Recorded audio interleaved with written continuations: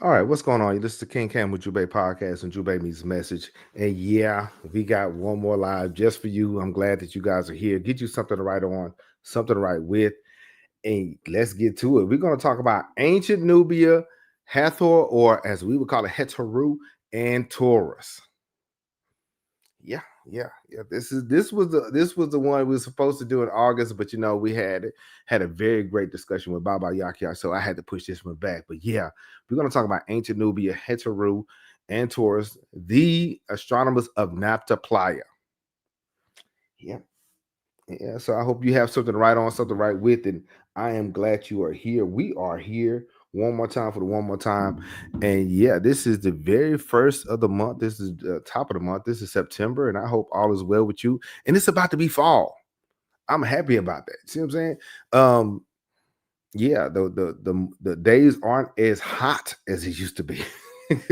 so yeah, the days aren't as hot as they used to be. So yeah, we're gonna get into some things. We're gonna as the fall weather uh falls upon us, we're going to do some things different. You know what I mean? So, but get you something to write on, something to write with, and we're going to talk about long before the towering pyramids rose on the Nile or the Happy River, and long before the first hieroglyph of the Meta Nature was etched into stone. The desert sands of Nubia and Kush already whispered the secrets of the Neteru. They already whispered the secrets of the cosmos.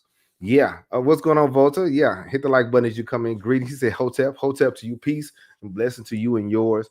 I'm glad that you guys are here. I'm glad that you are here. You know what I'm saying? Yeah, it's about to be legendary. I got a few things up my sleeve. Yeah, as you see, I don't have sleeves, but hey, I got a few things going. You see what I'm saying? I'm happy about this. I'm always excited about this. Every week is something different. Every week is something new. And so, but we're gonna learn something new today, right? What's going on, Sister Linda? I hope all is well with you, and I know Baba. Baba Yakia. He's resting, but yeah, he gave me a text earlier today, and so so yeah, we had a great time last weekend. We had a great time with that discussion. Yeah. Greetings, Sister Linda. She says, greetings, King Cam and viewers. Yes. But yeah, we're going to talk about ancient Nubia, Hetaru, and Taurus. Now, a few weeks ago, we talked about segment. We talked about uh, the constellation of Leo. We talked about Epidemic and the Haru Imaket. Might as well, right? Yeah, you're not like the other guys who still arguing whether Kemet was black or not. I ain't got time. I don't have time. You see what I'm saying? The thing is, it's easy to be negative and all the things, but yeah, I don't have time to be going back and forth. We know that the ancient people of Kemet were black, but we as a podcast, as a family, decided to move further south. You see what I'm saying? Yeah. Shout out to Brother Volta, to the fam out there. So I'm really glad. But yeah, so at the site of Nabta Playa, which is at the southern coast, that's the southern edge of modern day Egypt and north of Kemet, not far from say Abu Simbel, right? It's a remote basin. It's in the desert, at the Sudanese border. Our ancestors gathered over 9,000 years ago, between say 7,500 BC to 5,500 before Common Era. They carved order out of chaos, and they placed stones and dug ceremonial pits, and they even buried cattle. Yeah, yeah, they did that. So, and it wasn't a random thing. It was all put in one sacred place and spot, but in ways that align with the very movements of the sun, moon, and stars. What's going on? One of our esteemed members. Shout out to Brother Isu. Shout out to the fam. You're not late. Greetings, my people. Yeah, yeah. Greet everybody as you come in. This is in the States. This is Labor Day weekend, and this is a Monday. Yes, we normally have our sessions on Sunday, but we got to do it. We got to do it. And I did it early because it is a school night. Yeah. Oh no. I learned from last time. See what I'm saying? So, but yeah, I think everybody is here. I think almost everybody's here. So I'm really glad about that. Sister Haynes, what's going on? what's going on? Some of the people that keep me accountable. Yeah. What's going on, Jadami? What's going on to the fan? What's going on, Jadami Williams? Yeah. I'm glad that you guys are here. You guys, believe it or not, you guys make this podcast epic. You see what I'm saying? You make it fun. And so, yeah, I really appreciate it. But yeah, and so to divide the deserts, these pastoralist communities couldn't rely on chance. They had to have some kind of knowledge and some foresight, right? They had to master time in and of itself, right? So the stones they placed became cosmic compasses. And I've learned over the years in reading some of this that this is before the pyramids and all these things, right? So they lined the stones up in such a way to where during certain seasons of the year, stars would line up in between these stones. And that's pretty cool, right? So they was marking them when the rains would come and when the cattle would be moved and when rituals would need to be performed, right? So what we will do today, we're going to uncover not just say in a sense survival, but the birth of astronomy, spirituality, and symbolic thinking of Africa. Yep. So how are we going to do that? We're going to connect Nabta Playa to the constellation of Taurus, the star cluster Pleiades, and the goddess Heteru. So we begin to see a much older story. See, we talked about Heteru when we discussed Queen Sebek-Neferu, the goddess of the seven stars and everything, and it got different towards the end because it moved from say the physical aspect of things to more of a celestial and spiritual aspect. You see, and so yeah, if they how would you handle things if you didn't have a clock? And these people, the ancestors used the stars. All right, so yeah, this is part of our Echoes of Nubia mini series. Kush and Nubia, cultural continuity. Yeah, we have different pillars in our podcast, and Nubia is a heavy one, right? And so today we're dealing with pillar 3. Pillar 1 is Ethiopia, the source and the sanctuary. Pillar 2, Kemet, the blueprint of sacred civilization. We're on pillar 3. Kush and Nubia, the corridor of continuity. And pillar 4, the hidden codes, spiritual science, symbols, and the esoteric legacy of Africa. Now, I'm going to say this. Even though we're not on pillar 4, there will be some esoteric information, some symbolism, for those who are seeking, they will find. So, but yeah, we're on Kush and Nubia today. And so here's the question. What's going on, Miss Blue? What's going on? I'm glad you're here. I hope all is well with you. All right. Yeah. What's going on? Now, so the question, gotta get back to it. Hold on. The questions, it says, how did the ancient Nubians at Napta Playa use the stars to shape their spiritual and daily lives, right? Number 2, what role did the constellation of Taurus and the celestial bull play in their cosmology? I know I am late. I am sorry. I think this is now Libra, but hey, better late than never, right? so what is the connection between Nubian star temples and later Egyptian religious practices? We're starting from the south, all right? What does the story of Nabta Playa reveal about Africa's role? About Africa's role in shaping the spiritual scientific heritage of humanity. And who were the ancient astronomers? And I'm going to tell you this, okay? I'm sorry, History Channel. It is not aliens from outer space. Because here's the thing, y'all. What's going on right now in the world of scholarship, in the world of academia, when the white people, when the Tuba, when the Wazungu, when they cannot figure it out, they will say some aliens did it. Instead of doing the work and using your financial resources to actually find the truth. But my bad. I'm sorry, fam. They did find the truth. They figured it out. The deeper they dig, the darker it gets. And they realized that tens of thousands of years ago, Africans were there. And they were the ones that established all these things. See what I'm saying? So, yeah, it's really easy for the History Channel and some other podcasts or even some other YouTube channels to easily throw in star people and things like that. Now, granted, over eons of time, over years and years, yeah, these people had a different skill set, a different set of knowledge, a higher understanding about a lot of things. But we cannot say that everything in Africa was made by aliens. All right. But let's get to it. Let's get to it. You supposed to say they know. Yeah, yeah, they know. Yeah. So today, oh yes, today.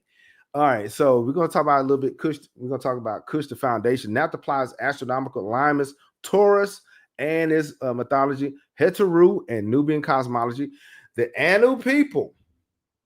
the Anu people of Nubia, the guardians of the stars. Yep. Cultural continuity and Egyptian influence, cosmic symbolism, Ujumbe member shout outs. And yes, I'm checking roll. And we got a little bit of Q&A if we got time. See what I'm saying? So yeah, that's what we're going to talk about today. Get you something to write on, something to write with. And if you are at a family function, hey, share some barbecue. I'm saying, I like chicken. All right, let's get it. Now, Kush the foundation. Now, dealing with that, okay, we have to remember, we have to understand that Kush and Kemet overlapped a lot, right? And so this for my brother Mo, this is the Kushite Empire in a sense, right? And so this is Ethiopia, and then this is where right here at what's the name? It's a tip of my tongue. Once I figure that, but that's Khartoum. Khartoum. That is where they meet, and then we have Meroe, and then Meroe, and then Napata. Okay, and then they go up to Kemet. Okay, and now the key centers of power was Kerma, 2500 to 1500 before Common Era, Napata, 800 to 300 before Common Era, and then Meroe, which is 300 before Common Era to 350 in modern era, Common Era, right? Now, see, Kerma was pre-Egyptian Kushite kingdom with distinct art burial practices and elite priesthoods. The Nepatim period, the rise of the 25th dynasty, the Black Pharaohs. Now, a lot of people try to differentiate between the Black Pharaohs and the Egyptians as if they were different. No, they were the same. They were black too. Okay. Just like the black people in New York, the same black people in Texas, the same black people in the UK and Canada, right? So there was a rise of the 25th dynasty, the Black Pharaohs, and kings like Pinaki and Taharka and Shabaka brought a spiritual renaissance rooted in Ma'at and temple restoration, right? And it's amazing how I thought when I was doing this, I thought that the seats of power were at the same place, and they were not. You see what I'm saying? I'm thinking, okay, just like say in Waset and Mendifer and even Timbuktu, when the empires rose and fell, they just redid the furniture and they kept the capital city, right? No, they depends on the situation, the era. The Pata had it in one point of the Nile, and then Meroe and so on. Right. So Meroic period, just a refresher, flourishing the indigenous Kushite writing, Meroic script, and royal queenship, blending solar theology, local line, Neteru, and fertility cults. But that's the foundation. Now, we're going to talk about Napta Playa, astronomical alignments. You see what I'm saying? So the centerpiece of Napta Playa is the stone circle, often called Africa's Stonehenge. And I'm going to put it out there. I'm going to say this. Napta Playa is older than Stonehenge. So let's not play these games. Let's not play these games. What they try to do is eclipse the greatness of African monuments and African power. Okay. The Great Wall of Zimbabwe, and before it was destroyed, the Great Wall of Benin was ran longer by mileage than the Great Wall of China, and it was older too. You see what I'm saying? And so, and it was older by 1,000 years. Napta Playa was it was older by a couple thousand years. Some stones align perfectly with the summer solstice, sunrise, and others with the heliacal rising of the Pleiades, a moment when the star cluster first becomes visible at dawn after being hidden by the sun. Pleiades, the ancestors was able to see this. Shout out to Baba Yakia Shabaka. He breaks it down and he explains the fact that the Dogon people and a lot of people in Africa, a lot of nations were able to see these stars, point them out without the aid of a telescope. And so Pleiades was one of them. And so for the ancient Nubians, this wasn't just stargazing like we would do now. Look out at night. The Pleiades rising coincided with the arrival of the rains. And to them, the stars were more than say distant objects, but they were celestial messengers announcing the cycle of fertility and survival. And shout out to the fam in Ethiopia. The fam in Ethiopia in a few weeks will be celebrating their new year. Why? Because the star of Sirius would be rising in the sky at night, as well as Orion. And then we have, get this, the cattle burials found nearby reinforced the connection. Cows were not only food, they were sacred, symbolic of abundance, cosmic order, which is Ma'at, and rebirth. Where that paper at? See, I bought paper. See what I'm saying? I brought some things. You see what I'm saying? This is an article that I was reading. Cattle in ancient Nubia. You see what I'm saying? Cattle in ancient Nubia. It's in English and French. You see what I'm saying? And so they did some archaeological work in Nubia, which was the northern part of Sudan. And this, hold on, let me get off this. And they gave us a map. Right? And so this is the map here. See what I'm saying, fam? This is the map. Okay, and this is what the map is shown here. Okay, if you can see it. All right, I will put the link in the description if you want to read in its entirety. But yeah, it breaks down the animals and ritual life. Animals had not only an economic role in Kerma, which is Nubian culture, but remains found in the necropolis show that they were also an important part of ritual religious life. Okay, complete sheep and goat and occasionally dog skeletons within the tombs testify of the sacrifice of animals to accompany the ancestors, right? The human ancestors were frequently placed in tan cattle hides, many of which have survived. And so he goes on to say that the remains suggest that it was done in a ritual style and fashion. And in this book, the Black Genesis, which we're going to read a little bit later on, says that the cattle were faced south. All the heads of cattle was faced south. It wasn't haphazardly put together. See what I'm saying? So there's a reason why they do things. Okay, and so this was, it was more than say to revere and respect the ancestors. This was a observatory. Okay, they were aligning stones with the stars. See what I'm saying? They were this was sacred and ritualistically burying the cattle. These communities expressed the unity of astronomy, ecology, and spirituality.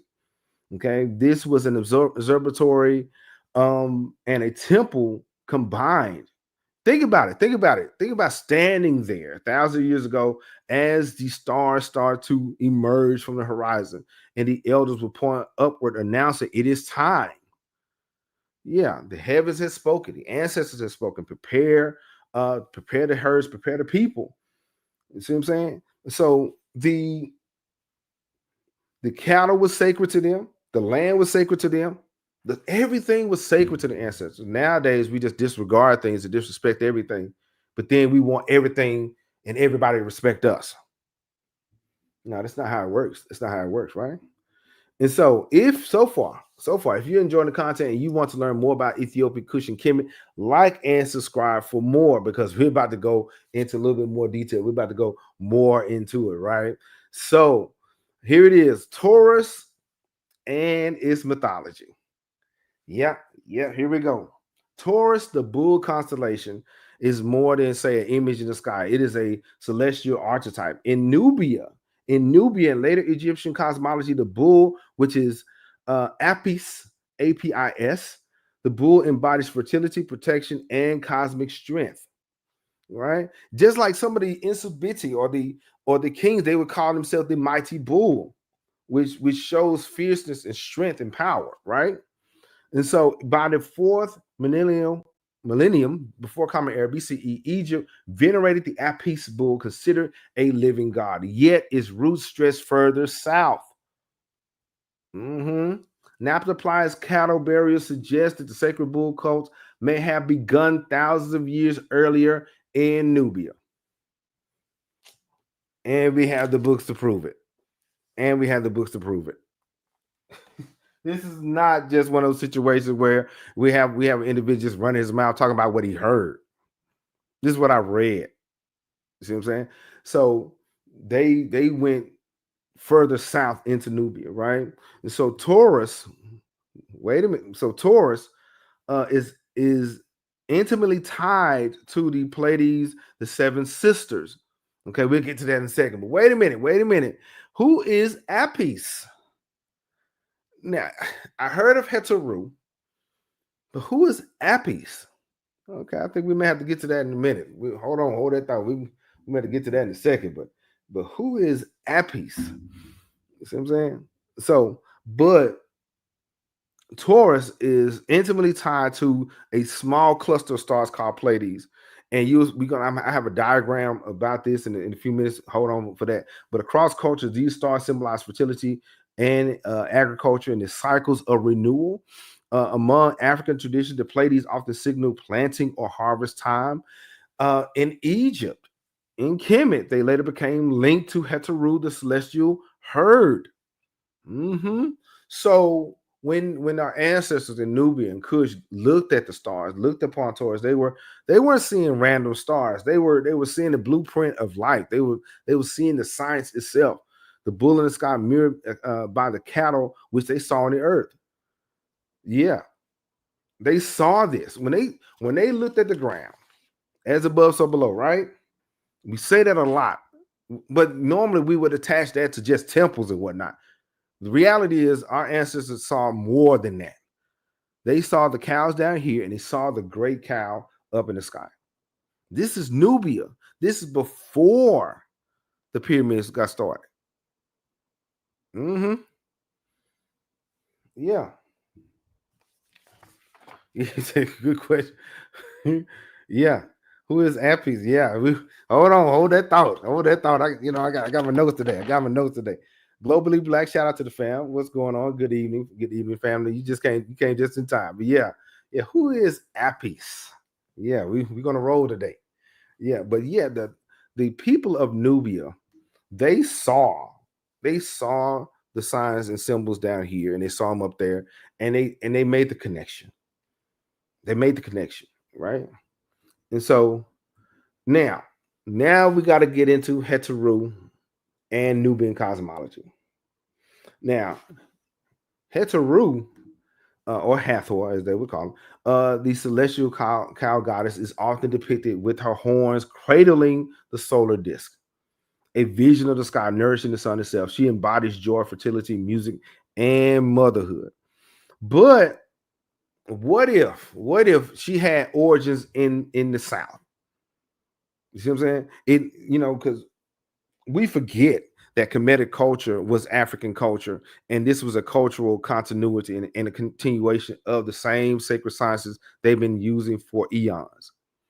So the cattle burials, the circular sanctuaries, and the alignment with Taurus suggest a proto-Hathoric worship that may have already been forming in Napta Playa.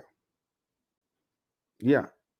See what I'm saying? And so even now, the family in Sudan, the family in parts of Ethiopia still are herdsmen. And they're still handling business like ancient Nubia. And this is a brother in Nubia. And he has a cow, and there's a lot of cattle in the background. See what I'm saying? Matter of fact, shout out to my uncle in Arkansas, my uncle Tiny. He he has cattle. You see what I'm saying? And and there was one time with my daughter, she was like 2 years old, and we went out to Arkansas and visit with him, and she would point at the cow and call this big cow baby. That big old cow was her baby.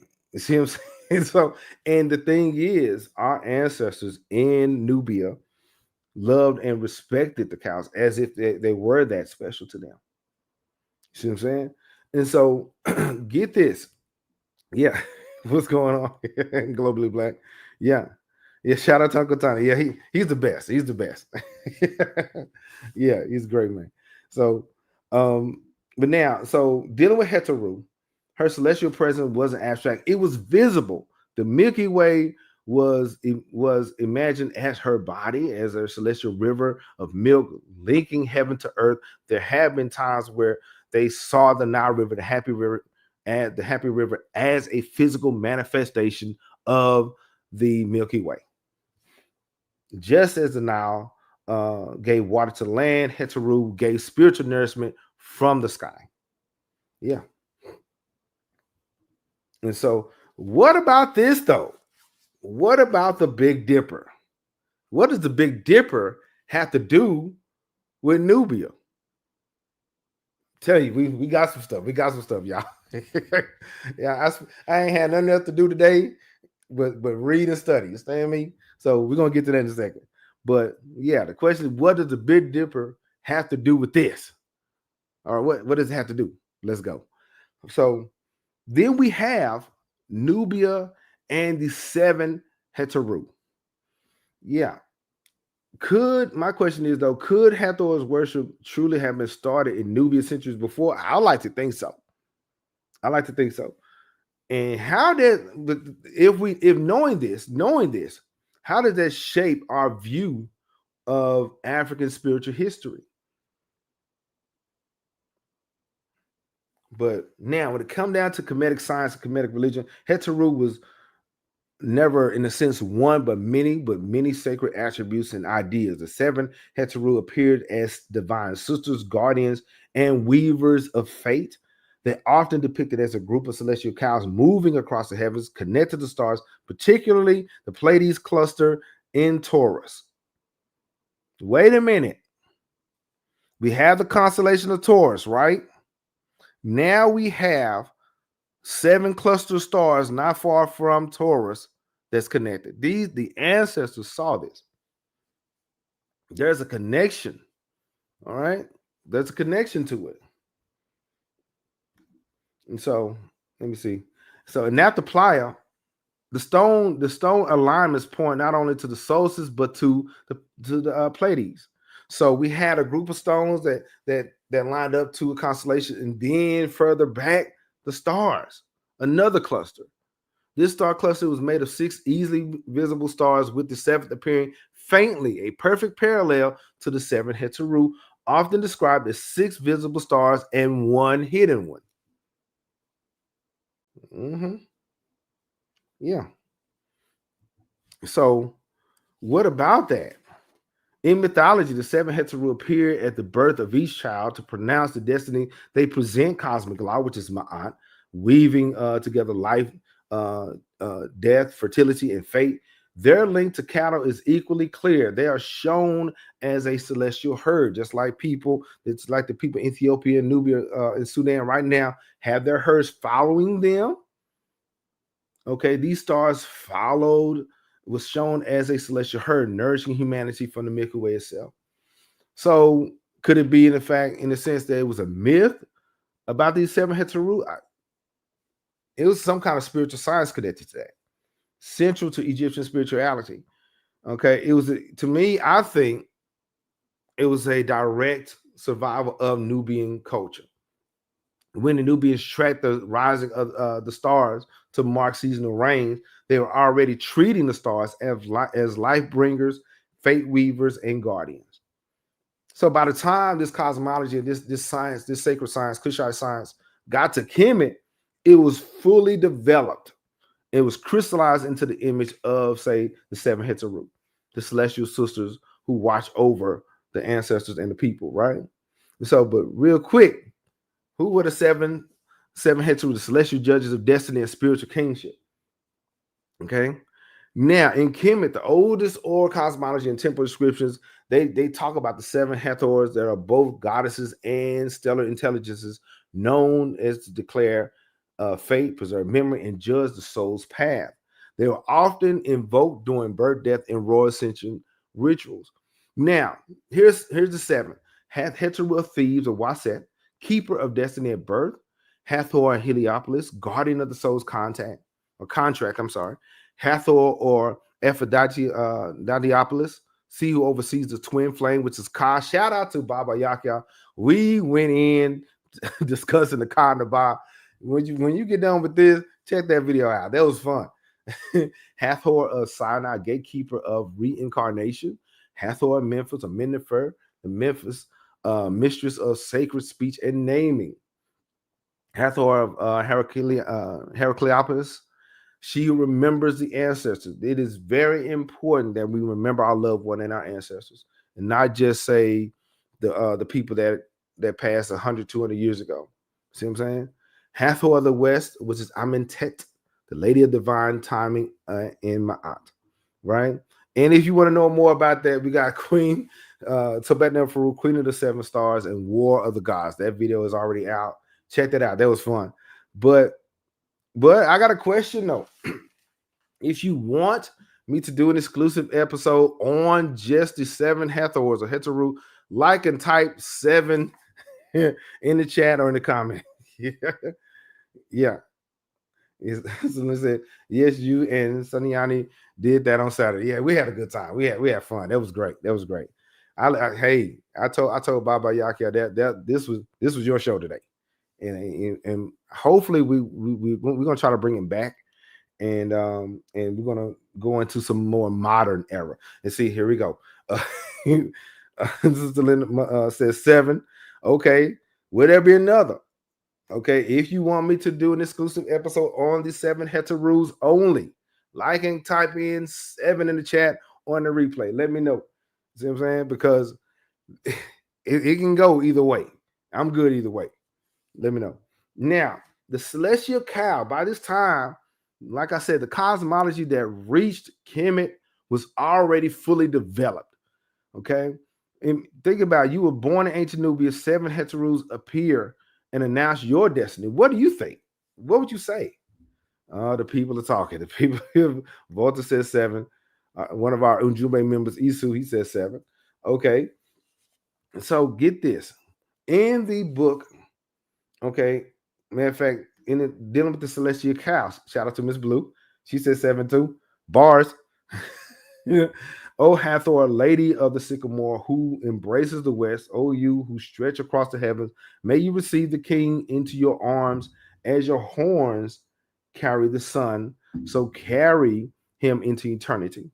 Yeah, that is in the Globally Black says 7. So I guess the people have spoken. Yeah, we're gonna have to go and do that there. So that was in the pyramid text, right? And here's one of the coffin texts. We are the 7 Heteru Hathors. We come to give life, to decree destiny, to protect the newborn. What is given cannot be undone. Okay, what we weave cannot be broken. That's the coffin text. And Heteru as the Milky Way. The sky is your body, O great cow. Your milk is the river of stars. You nourish the gods. You nourish the souls. You nourish the earth with heaven's waters. That's the hymn of Heteru. That's the hymn of Hathor. And so that, and the funny part is the ancestors saw this image. They seen it all the time, every day. And they connected it with the ancestors and the energies that gave the hidden one that gave them power. Right? And so far we talk about Kushite Foundation, Napta Playa's astronomical alignments, Taurus and its mythology, Heteru and the Nubian cosmology. Now we're about to cook. The Anu people of Nubia, guardians of the stars. Who were these ancient astronomers? You see what I'm saying? Like Brother Ferguson, he would say Afronauts. Cultural continuity and Egyptian influence, right? Let's get it. Let's go. All right. So the question is the Anu. We're gonna talk about now. We about to get into deal with the Anu people of Nubia, guardians of the stars. Yep. They have re-entered the chat and they have something to say. All right. But before we got get into that, got a question. Before we get into that, I got a question. Before we get into it, got a question. Wear an ancient amulet, you know, that something special, or wield a sacred staff. Like and comment below. An ancient amulet or a necklace, or wield a sacred staff. Like and comment below. Let me know. Let me know. Also, shout out to Feed Spot. Shout out to the family Feed Spot. They recognize me as the #1 African history podcast globally. Yeah, they, shout out to the Feed Spot fam. They have all the African history podcasts that are out, and your boy is #1. Thank you guys for your love and your support. Yeah, we are. This is the #1 African history podcast. There's other categories like African news, and Black history and things like that. So they track a lot of different things. But as far as African history, King Cam Ujumbe Podcast is #1. Thank you guys for making that happen. Thank you guys very much for making that possible. That's awesome. Yeah, respect. Yeah, I really appreciate it. I was humble when I saw it, so that was cool. So to be recognized, and this is, like I said before, this is a 5-year journey, and we're not stopping. But it's to to be recognized outside of that, outside of your little world. That's pretty cool. Miss Blue says, amulet. Okay. Okay. Wear amulet or wield a sacred staff. I like the amulet too. I like, probably a necklace of some kind of, or a little charm, something like that. Yeah. Thank you, Sister Linda. I really appreciate it. Thank you very much. Thank you. Yeah. But we're not stopping. Yeah. Sister Linda said amulet too. All right. Thank you very much. All right, but this is our book. All right, this is our book that we're about to get into. We're almost done with this book. We're halfway done. The Ethiopians of History by Richard Pankhurst, and chapter 7 is coming soon. We'll be doing a recording of chapter 7, and get the book. The affiliate link is in the description. It's gonna be great. And because we're gonna talk about the seizure of Massawa. All right, Brother Isu, he's from Ethiopia, and I think he appreciates that. So to talk about the seizure of Massawa, we're going to talk about imams, kings, and the Ottoman seizure of Massawa, the Red Sea struggle for Ethiopia. Yep. Yeah. This is loading. This is coming up. So get this: the Anu people of Nubia. Before Napta Playa stone circles were aligned with Orion and Sirius, and we're going to break that down a little bit later. Before Heteru's rise as celestial mother of music, joy, and cosmic order, there were the Anu people. The Anu were Nubia's earliest known ancestors. Okay, they were the keepers of sacred knowledge and the first dreamers of the stars. And today we're going to go back about 7,000 years to uncover their legacy. See what I'm saying? We're gonna get into that. And so now here is a diagram that I've seen many times. This is the first line here. This little circle is Het. Okay, Het, that is a house. Het or see those lines, multiple. That's temple. Line 2 here, there's Set, or the god of Set, and get this: before the dynasties, before the old kingdom, Set was that guy. And then we have Net Anu. Okay, the cities of Anu, or of the Anu's people. So it was a city, not a village, not some primitive location. This was a city. And whenever you see the circle with the little X in the side of it, that is a location, that is a place. And Terra Netter, or Ta Netter. Okay, that is the land of God, or devoted to God, Terra Ta Netter. Okay, so this was the breakdown of this image here. Now, the Anu appear in temple inscriptions and early records as they was recognized as the people of the South. They inhabited Nubia and Upper Egypt, stretching from the deserts of the south to the Nile Valley. Their name appears in the Meta Nature, linked to cities, cities such as Ensa, Heliopolis, Hermonthis, indicating their profound role in earlier settlement, governance, and spiritual life. It what's going on, brother? What's going on, brother Edwin? Yeah, you kind of late. Good evening. Shout out to Brother Moore. He's awesome. You know what I'm saying? He's good people. So I like to poke fun at him. You know, but you kind of came just in time. Say I mean. Well, I'm glad you're here. I'm glad you guys are here. So let's get it. Let's go. and matter of fact, he threw his name. No. See, fam. You see this, Brother Moore? He's already trying to cheat. He already has his hand up like he's saying here. No, I haven't checked roll yet. No, sir. No, sir. like them students at the high school. Did you check roll yet? No. Yeah, it's cool. It's cool. We just got home. Just got home. It's cool. It's cool. You know, we out and about, understand. So he's doing great, wonderful things in the community. Shout out to Brother Moore. He's a great person. So he's real cool. But he's still trying to finesse the system by saying he's here. No, sir. Yeah. All right. So now the Anu people, they were recognized and seen as people of Southland, and get this, scholars like Herodotus and many historians describe them as dark-skinned, bow-bearing people, Ta-Seti, the land of the bow. It was often depicted as builders, herders, and warriors. But beyond their physical and cultural traits, the Anu were initiates of sacred knowledge. They had this information. They had it in their possession. They may have been the first to integrate astronomy, agriculture, and ritual, forming a blueprint that later people of Kemet and Egypt would expand into temples, pyramids, and star-lined sanctuaries. Get this, fam. We have to realize that Kemet did perfect the science, but they didn't make it. The people, hear me, the people of Kemet, they may have perfected it and put it in stone and everything, but they were not the originators of it. See what I'm saying?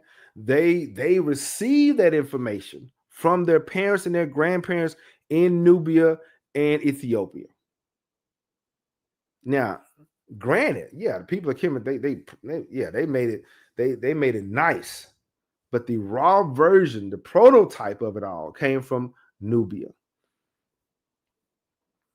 So think about living 7,000 years ago, standing in the desert with nothing but cattle, and you're firing the stars above. How would you map? I got a question. How would you map the heavens? How would you see it?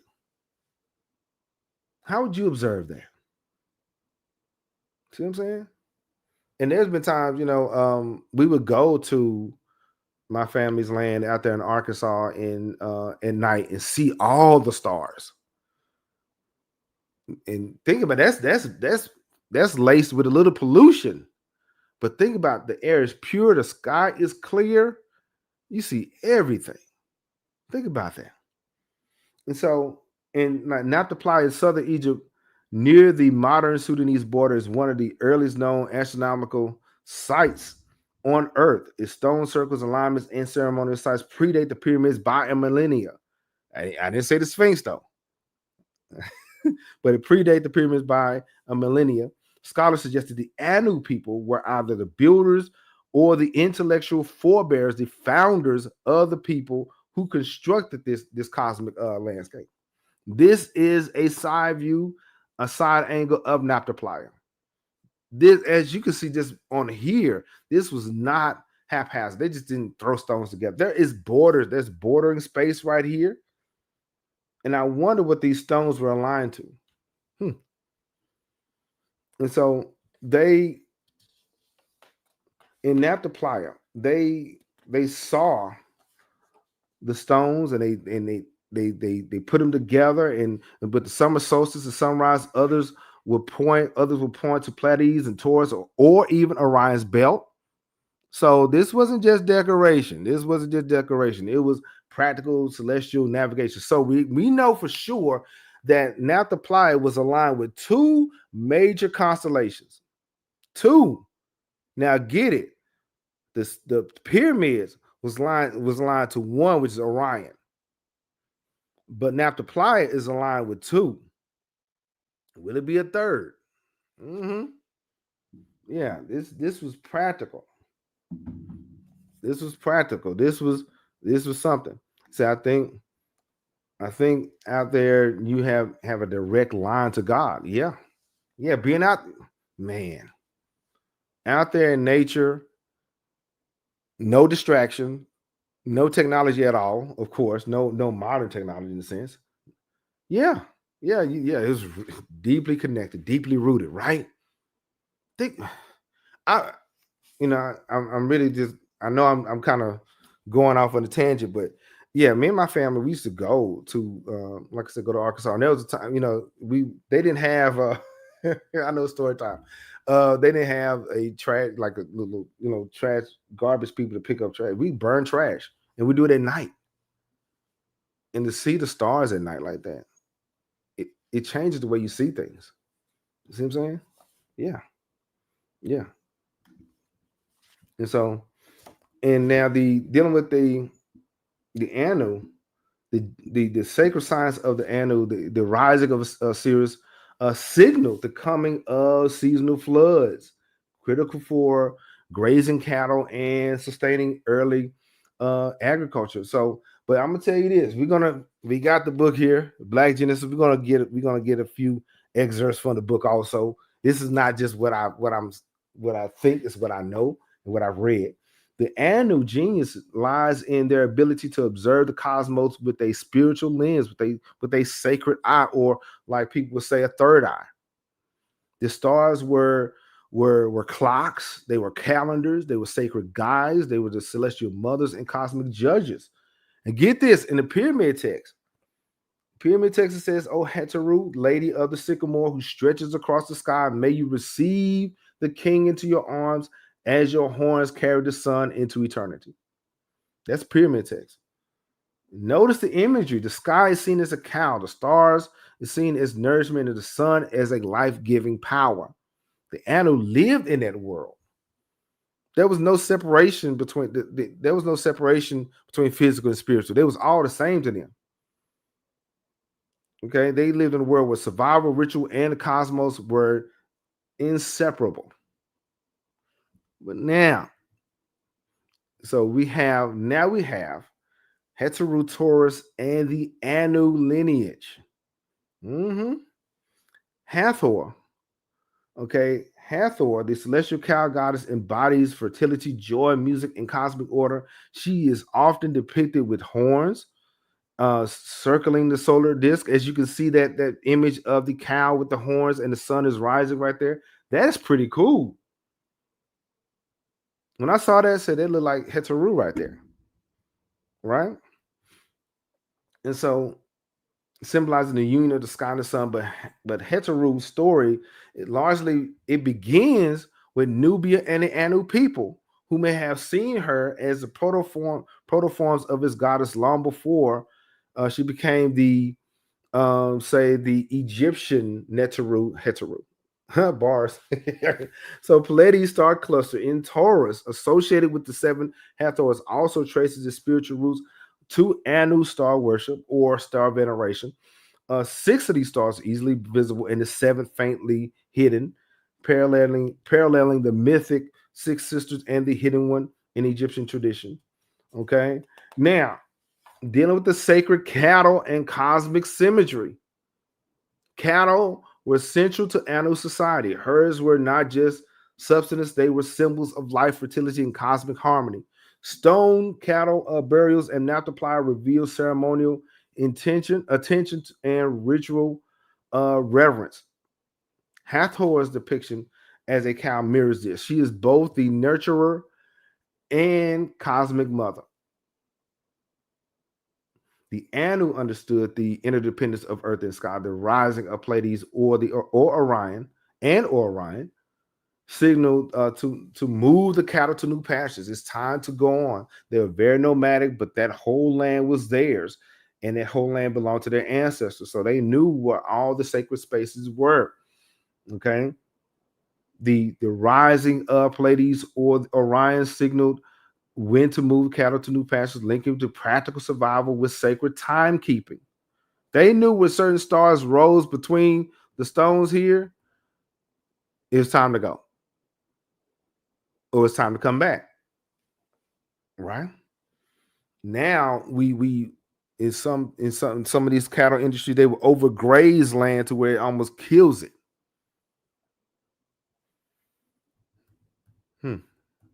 And so the hymn of Heteru says, "The sky is your body, O great cow. Your milk is the river of stars.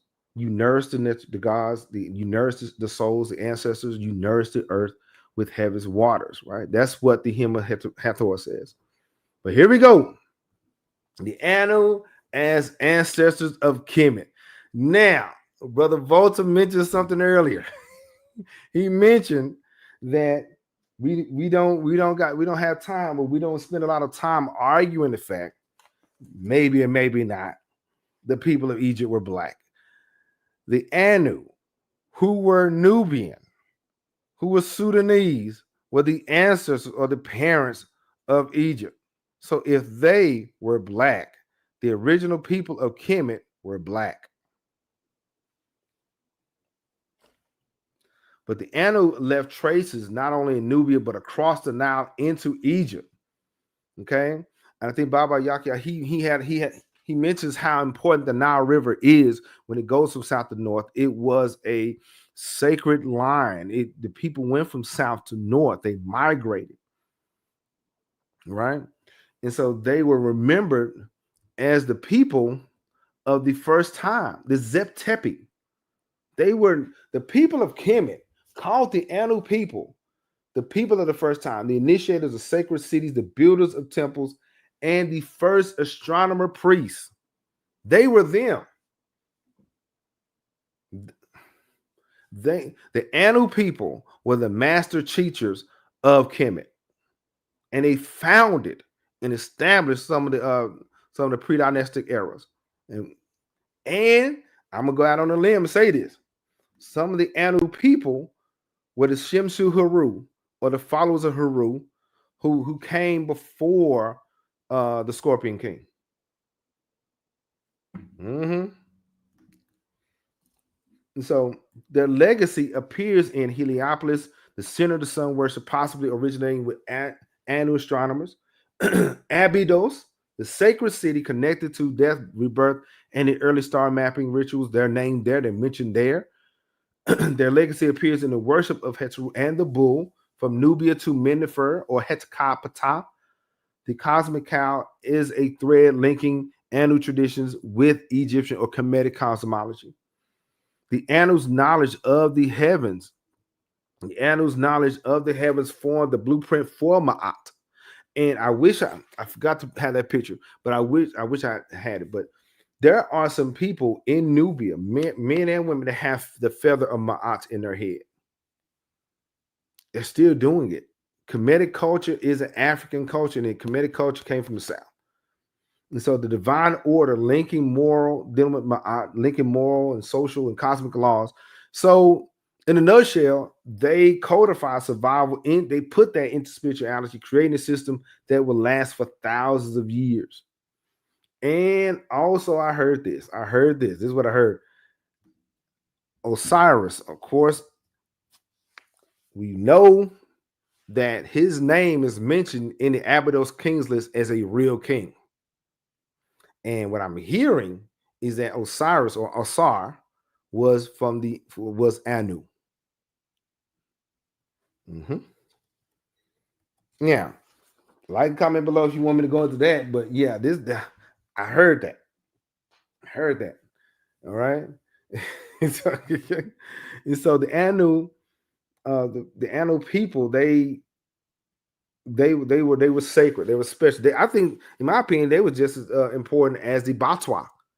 Okay. So when we see Heteru in temple reliefs. We're seeing an Egyptian innovation that came from Nubia.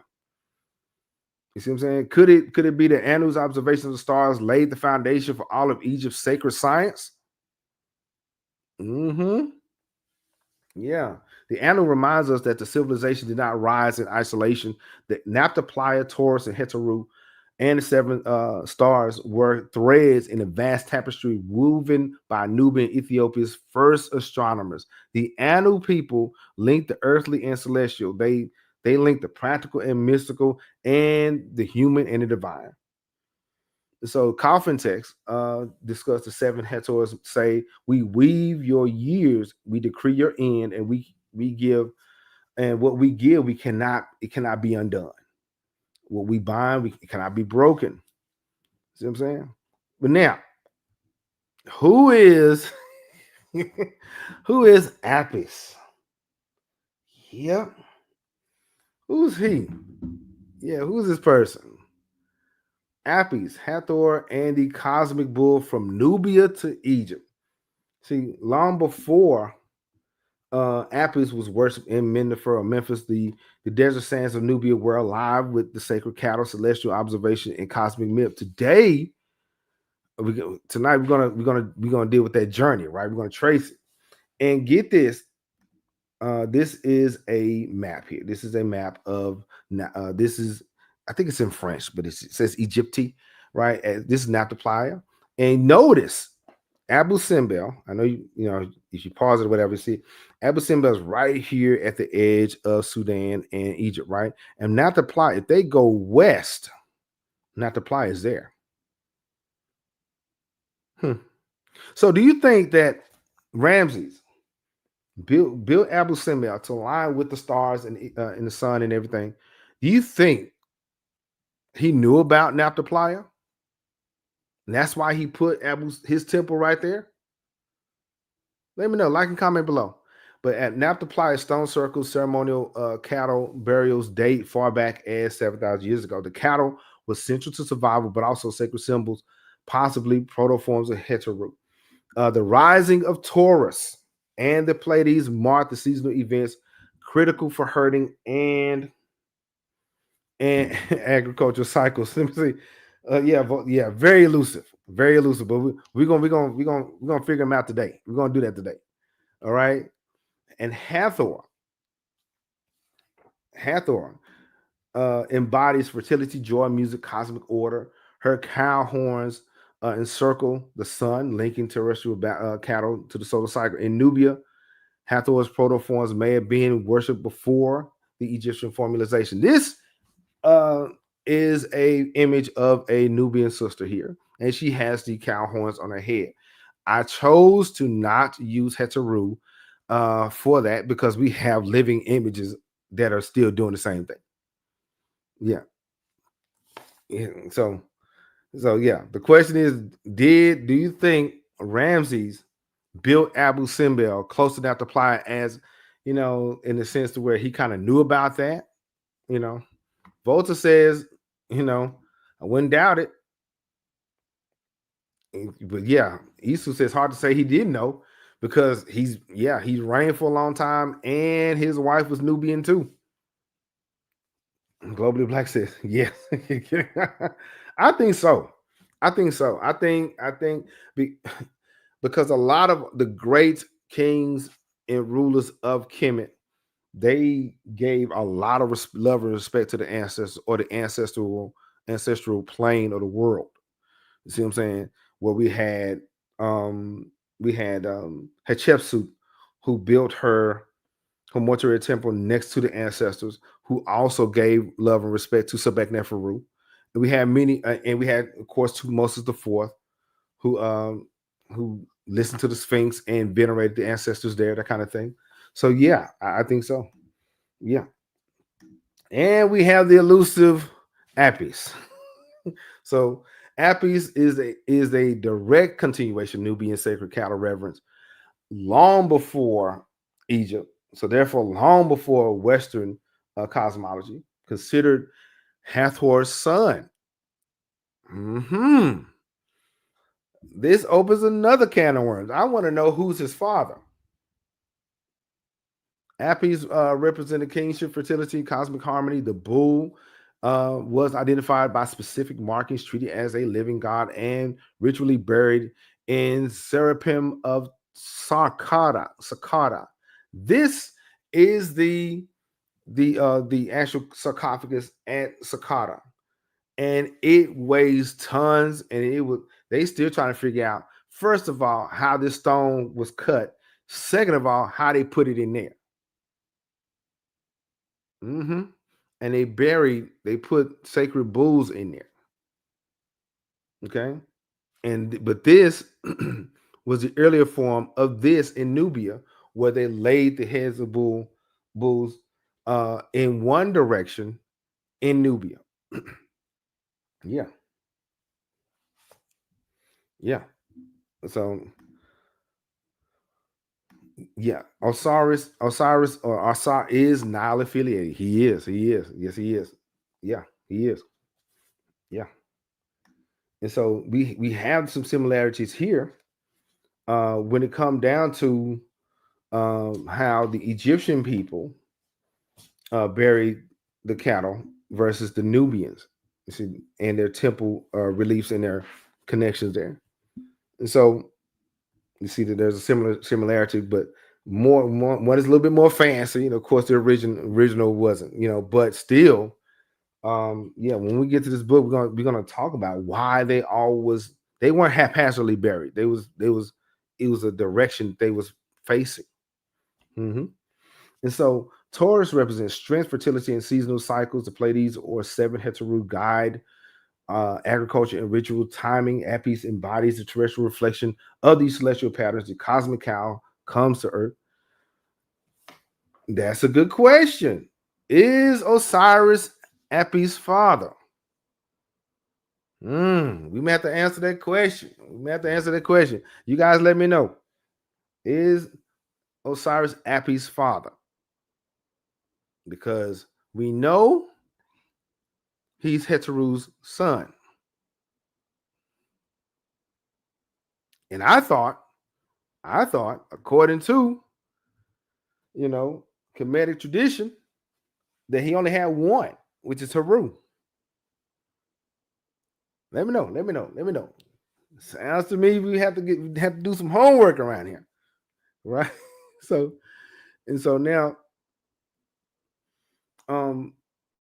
think about the sacred bull tradition shows continuity from Nubia to Egypt, Napta Playa, Anu astronomy, Hathor worship, Apis cult, right? Humans have always observed the stars in mirror celestial order on Earth through ritual. But now, this is what I saw. Okay, when I was doing this, okay, think about this. When they lined up, when they saw Orion, they saw Taurus, and then they saw Pleiades right there. They was able to see that. That's why the seven Heteru was there. That's why we have Apis here. That's why we have, get this, Volta, Osiris right here. I wonder. Yeah, there is a celestial connection here. Okay, but now that being said, I have a book. Okay, this book here is Black Genesis by Robert Bauval and Thomas Brophy. Very good book, very insightful, and I figured that it kind of answers some of the questions that we've been dealing with today. So, now I think, let me see. It says, let me see.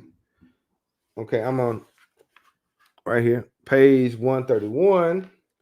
It says that the Sirius is trailing Orion. Of course, we know, but what they said is that Nabta Playa, a lot of these events dealing with the stellar count of the stars and what they saw happened about 4,500 before BCE, and basically it rose during the spring equinox, and the skies darkened at the sunset. Now, the calendar circle at Nabta Playa is located at a low mound just off the edge of the plateau, so you can continue to see the star viewing from there while the naphtha is full of the place is full of water. Okay, now here it is. It says, as an integral part of intensely astronomical construction linked to stellar alignments, the cow sculpture may be both bovine and supernal, both cow and star. Okay, that is to say, it may be symbolic astrologically because it is placed under CSA sometime around the start of astrological age of Taurus. So Napta Playa. Remember, we said that the Sphinx was built during the constellation of Leo, right? Get this, Napta Playa was built and established during the constellation of Taurus. Yeah.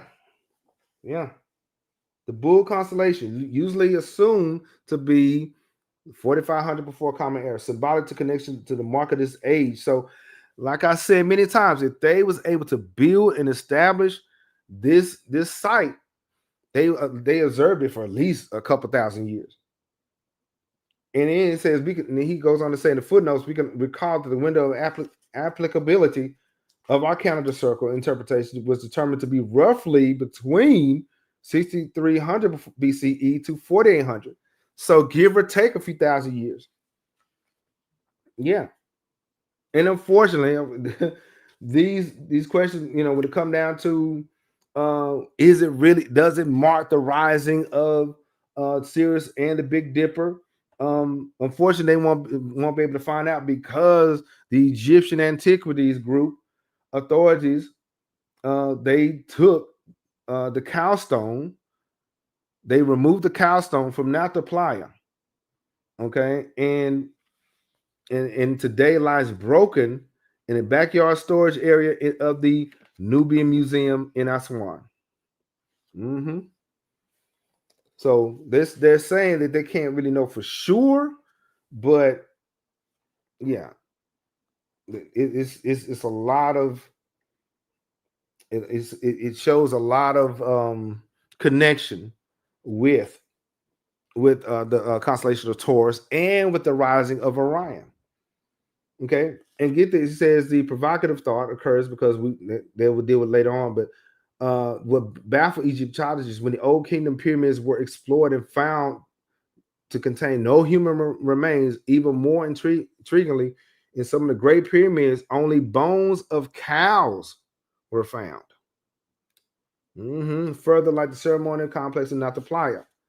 So this was a stellar or a celestial situation. Yeah. Globally Black said they didn't want people to see this, see South Sudanese still well and alive. Yeah. As far as their culture active. Yeah.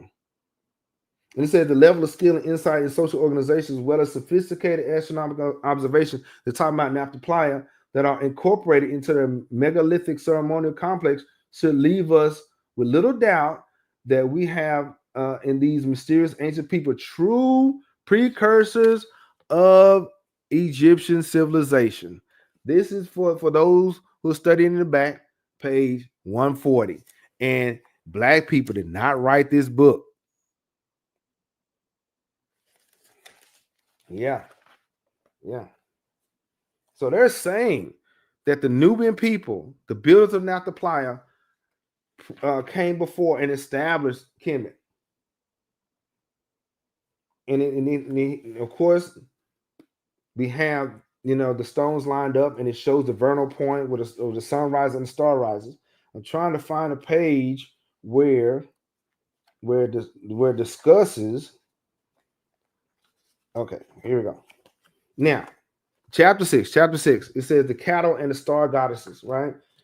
And it says Herodotus said the Egyptians were the first to discover the solar year and to portion out its course in 12 parts. They obtained the knowledge from the stars. And the Maasai. They mentioned the Maasai here. The Maasai of Eastern Africa are well-known herders who do not practice agriculture, yet their lives are completely interwoven with the cattle. Yeah, their protein intake, milk, blood, and sometimes meat is almost totally derived from the cattle.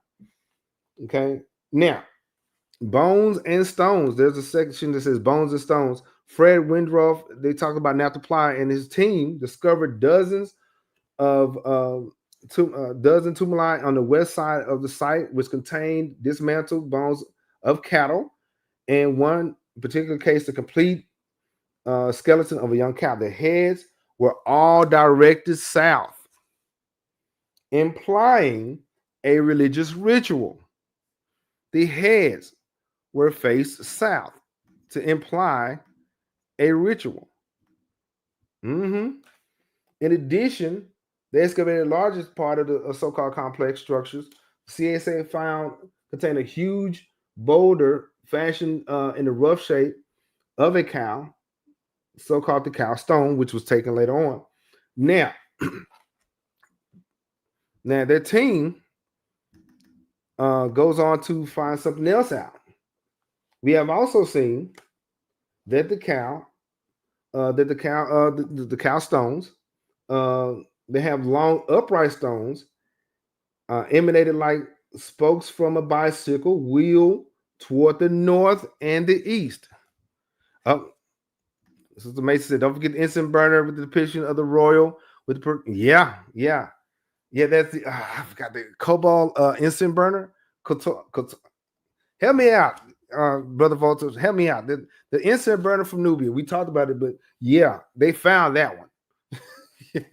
And it already had Heru, and it had the king, had this crown and everything before the old kingdom. Mm-hmm. So that lets us know that that culture was already intact. Yeah. Volta said the Messiah closer to the Namatunga site. Yeah, true. But this is what they said in the book. yeah. But now, and they're saying this, okay? They're saying that these stones was was pointing north and east with the formalized directed toward the Big Dipper. And the later lines towards Sirius and Orion. So not only Napta Playa was lined up with Taurus and Orion, they if you spin the Big Dipper, it looked like a big old cow leg. Mm-hmm. Yeah, the pharaohs knew the Big Dipper as Mesketiu, the thigh of a bull or cow, and Sirius as Subdet, which is linked to the well-known goddess Hathor in Aset.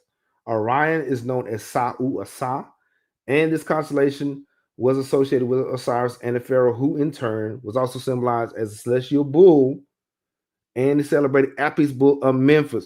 Volta mentioned an idea that Osiris may have something to do with this, but what we have found out is that Napta Playa, number one, is lined up with the constellation of Taurus. Number two, it signals the rise of Orion's belt, and number three, it also is aligned with it lines up like the Big Dipper, and it's 7 stars here too.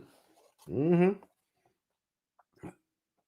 So further, all these clues involving cattle and megalithic astronomy, specifically involving Sirius, Orion, and the Big Dipper, largely suggest a link across the centuries of religious ideologies between prehistoric society of the Sahara and that of pharaonic Egypt. Mm-hmm. So, and we mentioned the fact that Queen Sobekneferu, her viewpoint was not, say, in a sense of the sun and the moon. Her lineage or her ideology was lined up with the stars. Here we are again talking about the Anu people and the people of Nabta Playa, lining their visions and lining their ideologies or even their way of life with the stars. Yeah. Yeah. And so, more important, he says Sirius is directly associated with the rebirth of kings. And so, And then they said Napta Playa began functioning as a regional ceremonial center during the Middle Neolithic, or 6100 to 5500 before Common Era, and remained in use until 3500 BCE. So Napta Playa was an active site of science and knowledge for centuries before the Pharaonic Egypt. This is 2 millennia of stellar observations. This is according to the book. There's also evidence that the site was visited as far as back as the Heliocene period, 9000 BCE, thereby giving an even longer observation period. These cattle herders was also known as the Ruat el Bakar people. Okay, appeared to have been responsible for the ceremonial complex. So in Napta, they aligned it with the rising of Orion, Sirius, and the the bull's thighs, right? And so now, one more thing. It says, surely they passed down the star lore over many generations because they were so dependent on their cattle. It was appropriate that they might have noticed the seven-star asterism of the Big Dipper looked uncannily like the leg of a cow bull. Yeah, yeah. And they imagine, I'm going a little bit further, page 233. Of course, the source of the Nile is the Great Lakes, distant south. That's another reason why the cows were facing south, because the source of the Nile came from Central Africa and Ethiopia. And goes on further, ancient Egyptians represented the Nile as it got happy, a plump man with and a belly, and so they imagined that the source was a cave leading into the underworld, the Duat. Yet the Duat is also seen as a starry world near the Milky Way. The Lord of the Duat is Osar. Yeah. And yeah, Taseti is Taseti is the mother of Kemet. Yeah. And then when we get into Kemet, we have the temple of Heteru at Dendera. And we know that the zodiac signs and everything that is at the ceiling of the temple of Dendera. And I forgot about this. Now, for those who don't understand, for those who may not know, from the Turin Papyrus, the Turin Canon, we can work out that Shemshu Haru ruled for 13,420 years before the first historical pharaoh, who is identified as Menes, or the Scorpion King. Egyptologists place the reign of Menes about 3000 BCE. This means that the start of the Shemshu Haru lineage is about 16,420 before Common Era, which would be rounded to about 16,500 BCE. Could it be a coincidence that this is the very date that's found in the astronomy of these the calendar circle at Napta Playa? Because this calendar circle here dates 16,500 BCE. And then we have Heteru, Isis, the Big Dipper, and Sirius. The entrance of the temple of the cow goddess Heteru at Dendera faces north. The huge gate is flanked by 6 imposing columns, and you know that represents the 6 out of the 7 stars, right? Okay, decorated with faces of Heteru. Here, a woman's face with cow's ears. Beyond the entrance is the hypostyle hall with a further 18 similar columns, thus equaling a total of 24 columns, 24 hours in a day. And we mentioned that many times, how these temples were clocks. Mm-hmm. The whole temple was a maze of rooms, chapels, corridors, underground crypts, stairs leading to the roof. On the roof, in one of the chapels, was found the zodiac of Dendera. Yeah. Yeah. All these was linked. All these were connected. Right? They was connected. And so The genius of Nabta Playa did not fade into the desert. Its knowledge traveled north along the migration and trade routes carried by Nubians who entered the Nile Valley. And by the time Egypt rose into power, its temple builders, priests, and kings were already inheriting Nubian star lore and knowledge.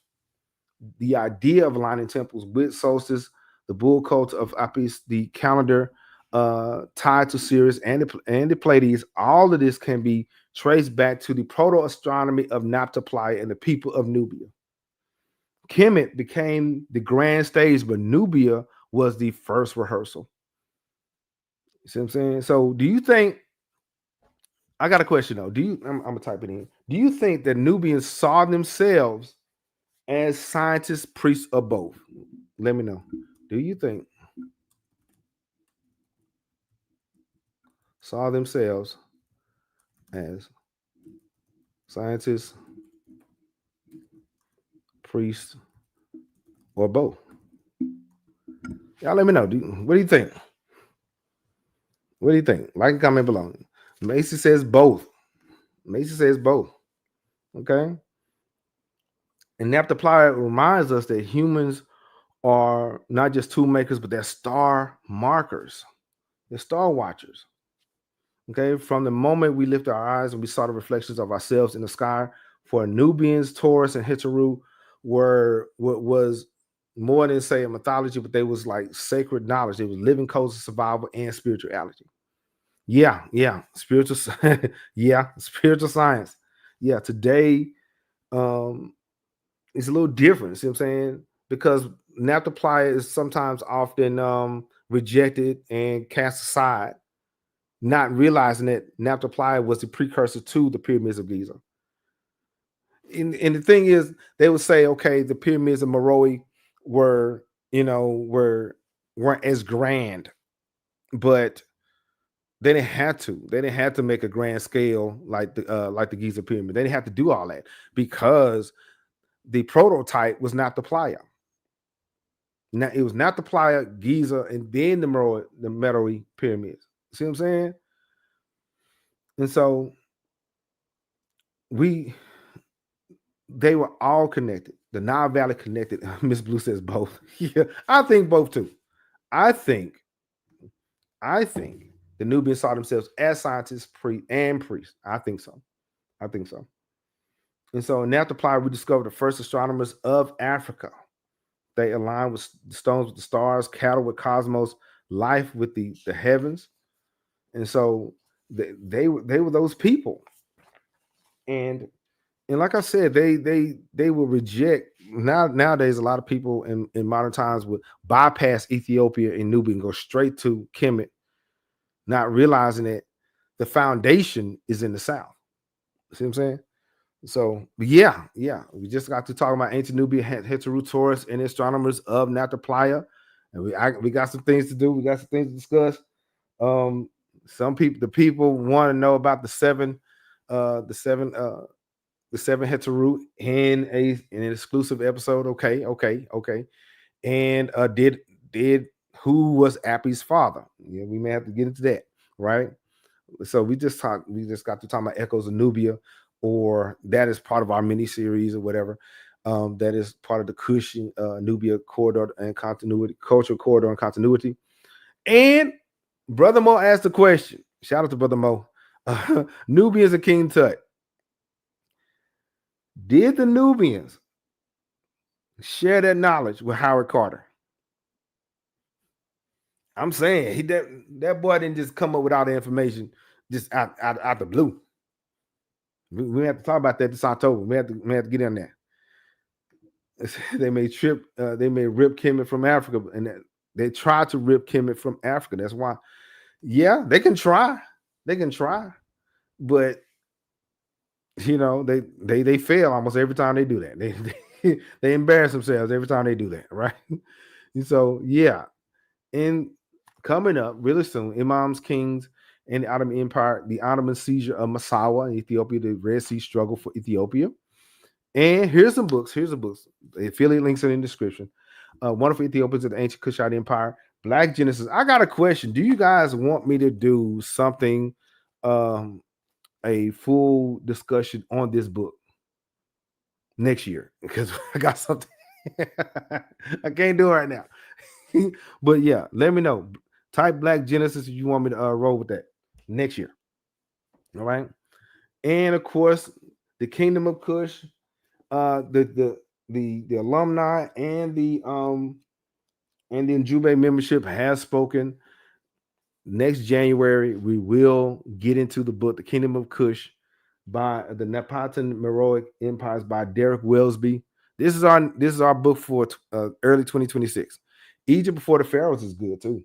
It's really good. Check it out. All right. All right. This is our book right now. The Ethiopians: A History. The link is in the description. Check it out. And I'm about to check roll. All right. Unjube member. Shout out to Sister Abina Scott, Brother Mo. Shout out to Brother Mo. Brother Isu in One Voice Africa. And get this. Speaking of Brother Isu, he has a book. All right. It's called the Ge'ez Alphabet, Amharic Alphabet, and Coloring Book.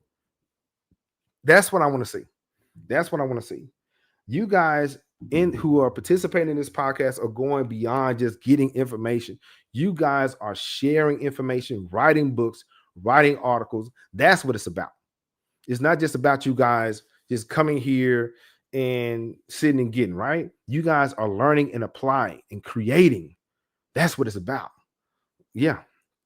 I said, makes it that they're currently trying to destroy the evidence of indigenous African origins of Kemet as we speak. That's the reason why we have to be aggressive. Me and Baba talked about how important it is for us to be aggressive with and intentional with sharing Kemetic and Kushite information right now. Yeah, it's very important. Yeah. All right. And thanks to the Ujumbe membership, they and for people contributed to super thanks and super chats and everything. Yeah, we got a bonus episode. What is that bonus episode? What is that bonus episode? The Scorpion King, Nubian origins of Egypt's first pharaoh. Yep. That is the bonus episode. Hopefully it'll come out in another week or so. But thank you, Ujumbe membership, for making that possible. So yeah, that's coming up in about another week or so. The Scorpion King, Nubian origins of Egypt's first pharaoh. This will be the bonus episode. All right. The Scorpion King, Nubian origins of Egypt's first pharaoh. Yeah. Yeah. And shout out to Brother Isu. Yeah, he's the one that wrote the book. I'm gonna put that book in the description and all the things. Yeah, but it means a lot for you guys to support. It really does. And yeah, I really appreciate you guys participating and adding value to what we're doing. So yeah. So this is next. The Scorpion King, because of the super chats and super thanks and everything. The Scorpion, we're gonna talk about the Scorpion King coming up. So joining Ujumbe membership, they get a heads up on new content. They get the new videos first, and they get to vote as to what we're doing. And they have a say as to what live videos we get to do. All right. So join. All right. Now, shout out. We check and roll. I know Brother Moore. He's here. He threw his name up, threw his hand up earlier. Tiarka, Celeste Monroe, Sister Macy's here, Sister Linda, Baba Yakia Shabaka, Sister Danita Smith. Check out Baba Yakia's podcast. Check out his YouTube channel and check out Sister Danita Smith. She's awesome. All right. Renee De Carazon. Okay. Lorena De Carazon. Shout out to Freedom, the Young family. Now, speaking of that, okay, I've been kind of in a tangent the last hour or so. Last week, my mom sent a text saying that my aunt passed away. Okay, my beloved Aunt Clara, she is now with the ancestors, and it hit different. And so I would like to thank you guys for your support, and thank you guys for being awesome, and so, but continue to pray for the young family, pray for my family. This one was kind of rough, all right. So, but just send prayers and love to us, love to the family and everything. But yeah, so shout out to the young family, and much love to the alumni, Nelson Sandoval, Jimmy Fungus, Kenneth Mentor, Black on Black, King Pharaoh 7683. Shout out to Soul Zenith, and shout out to Library Without Borders. Check out Soul Zenith if you love shopping And if you want to see what's going on with the books and everything, check out Library Without Borders. And if you're present and I didn't call your name, comment here. All right. Yeah. I didn't really want to bum everybody out with that one, but yeah, it's it's different. You see what I'm saying? So, but thank you guys for your love and your condolences and everything. Yeah, she is. She is. Says she's now an ancestor. Yeah, she says my deepest condolences, praying for grieving without suffering. Yeah, yeah. Miss Blue says condolences to you and your family. Yeah, she was our songbird. She could sing, so she was awesome. But if you're present, I didn't call your name. Like and comment here, okay? And we just talked about Kush, the foundation, Napta Playa, astronomical alignments, Taurus, and its mythology, Heteru, and Nubian cosmology, the Anu people of Nubia, guardians of the stars, cultural continuity, and Egyptian influence, cosmic symbolism, Ujumbe member shout outs, and I check roll. If you like the content, share. I keep missing this. Share with somebody. I keep missing it. I'll be in a rush at the end. Share it with somebody that may enjoy it or on your social media platform of choice. We just got to talk about ancient Nubia, Heteru, and Taurus, the astronomers of Napta Playa. If you want to catch up with the playlist, the Kush and Nubia playlist, I got that for you. If you want to know about Kushite cosmology, I got the video, right? All right. So like and comment below and hit the subscribe button. Now, I really before I turn you loose, are there any questions or concerns? Before I turn you guys loose, are there any questions or concerns? I know we have the Kemetic Nation coming up. In September 14th, I think. Brother Tony Hawkins is going to be in the mix. He's going to come up. And Theo B, Rock With Me Nation. He's going to come out in October. The reason why I'm laughing is because he's funny. And I love to have fun. So he's going to be great. He's going to come out in October.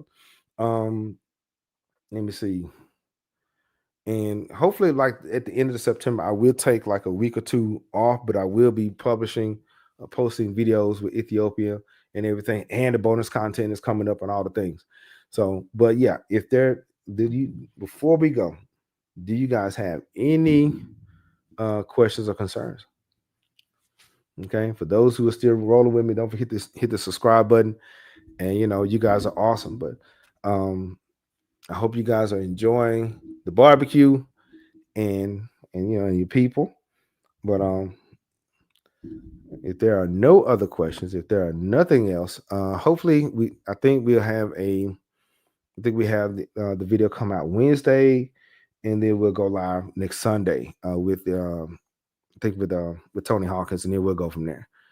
But yeah, once again, check out Kush and Nubia, the playlist, and check out Kushite Cosmology. Listen to King Cam Ujumbe Podcast and Ujumbe Means Message. Today's message is Ancient Nubia, Heteru, and Taurus, the astronomers of Napta Playa. And I will talk to you later. Peace, y'all.